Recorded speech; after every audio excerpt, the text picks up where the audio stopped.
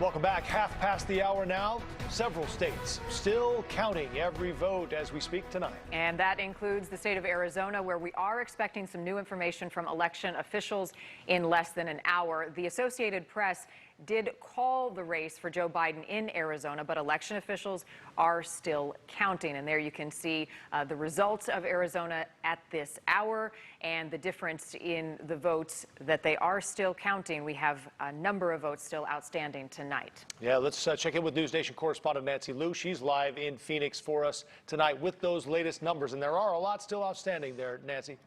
Yes, a lot. Hundreds of thousands, a lot of anticipation. We're expecting those latest results to come out within the next hour. Behind me, a lot of protesters, up to 100 of them, supporters of President Trump, eager to see what happens. Election workers resumed the counting at 7:30 this morning after processing about 140,000 ballots yesterday, and those included more votes for Trump than Biden, narrowing the lead of the former vice president to around 70,000 votes in Maricopa County. So there's a lot of suspense over what's inside, about 300,000 ballots still to be tabulated. Election officials are stressing that the meticulous process and the handling of hundreds of thousands of mail-in and drop-off ballots, it is time-consuming. But there is transparency. Anyone can view the department's various live stream cameras, which are up around the clock. And the process involves observers from both parties who sometimes work together in resolving ballot issues. Instead of filling in the oval, if the voter puts circles or X's to fill in their vote, instead of filling in the oval, then that's an example of what they are looking at. And so there's a Democrat and a Republican looking at that together, working together to determine those. We are winning this. Stay vigilant, stay awake. Do not let this election be stolen. Earlier today, the state's Republican Party chair expressed confidence that the remaining votes will favor President Trump. Afterwards, supporters returned here to the county elections department to monitor the vote count outside the room where it happens. Now, this protest activity prompted county officials to create, this is a free speech zone, and they put up fencing which allows poll workers to enter and exit without any fear of intimidation. The sheriff's deputies are standing by to escort them if they like.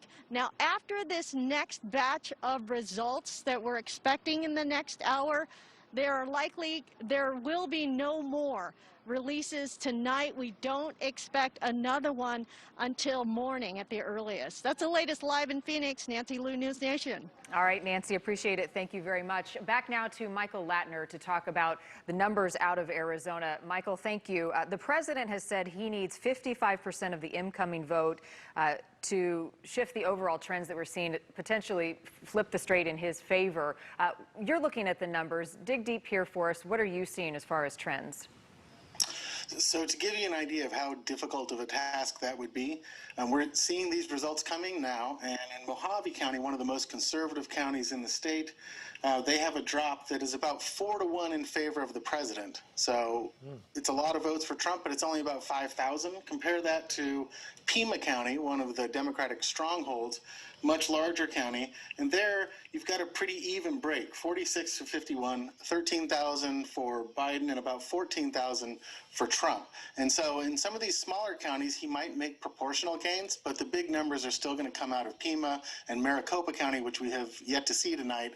And unless those differences in Pima and Maricopa are really in that 55 to 58% range, it's going to be very difficult to see him catch up to Vice President Biden. This is a good state, Michael, to look at some trends that I know you've been watching. Yeah, one of the things that is so interesting about Arizona is, again, from an organizational perspective, you've seen Arizona almost, I would call it a Californication.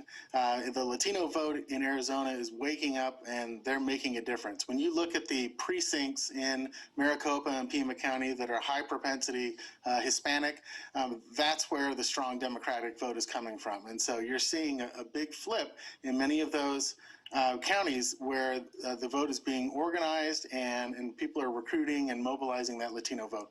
And when you talk about demographics, Michael, I mean, we've heard so many times in the last few weeks leading into the election, Arizona now a purple state because they've had such an influx to their population. What role does that play in the numbers that you're seeing tonight?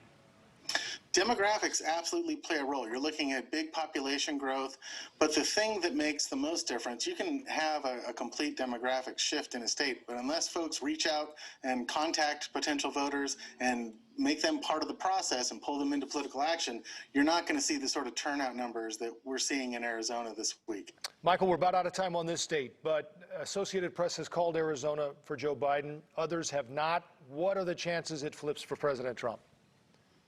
Well, like I said, the way that Arizona counts their ballots, they're going to have the early mail-in, and then right now they're counting these ballots that are going to be in person. They're going to be more pro-Trump, but then they're also going to count the late ballots, the late mail ballots, and my guess is those will shift back to Biden. All right, Michael, thank you very much.